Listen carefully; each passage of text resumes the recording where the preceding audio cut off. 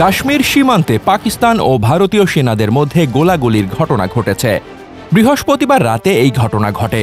বর্তমানে সেখানে তীব্র উত্তেজনা বিরাজ করছে। কাশ্মীরের পাহালগামে এক ভয়াবহ হামলায় ২৬ জন পর্যটক নিহত হওয়ার পর দুই দেশের মধ্যে কূটনৈতিক ও সামরিক উত্তেজনা দ্রুত বৃদ্ধি পেয়েছে।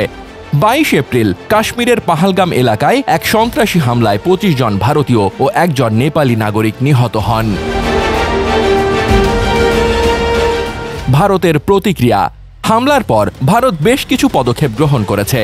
পাকিস্তানি নাগরিকদের জন্য জারি করা সব ভিসা বাতিল করা হয়েছে এবং তাদের দ্রুত ভারত ত্যাগের নির্দেশ দেওয়া হয়েছে। ইন্দাস জলচুক্তি সাময়িকভাবে স্থগিত করা হয়েছে, যা পাকিস্তানের কৃষি ও জলবিদ্যুৎ খাতে বড় প্রভাব ফেলতে পারে। ওয়াঘা সীমান্ত ক্রসিং বন্ধ করে দেওয়া হয়েছে এবং পাকিস্তানি কূটনীতিকদের বহিষ্কার করা হয়েছে। পাকিস্তানের প্রতিক্রিয়া। পাকিস্তান ভারতের অভিযোগ অস্বীকার করে বলেছে এই হামলা ফলস ফ্ল্যাগ অপারেশন হতে পারে। তারা নিম্নলিখিত পদক্ষেপ গ্রহণ করেছে: ভারতীয় নাগরিকদের ভিসা বাতিল এবং তাদের ৪৮ ঘন্টার মধ্যে দেশ ত্যাগের নির্দেশ। ভারতীয় বিমান সংস্থাগুলোর জন্য আকাশসীমা বন্ধ করা।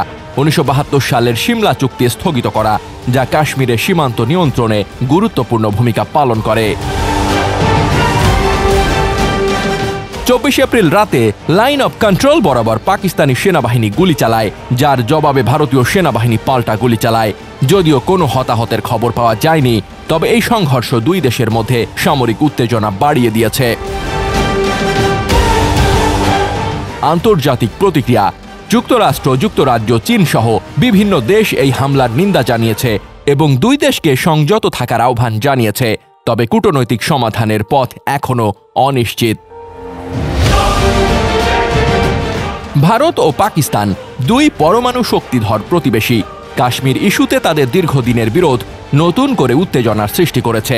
এই পরিস্থিতিতে শান্তিপূর্ণ সমাধান খুঁজে পাওয়া সময়ের দাবি। মোহাম্মদ শামীম রেজা, দৈনিক সংগ্রাম।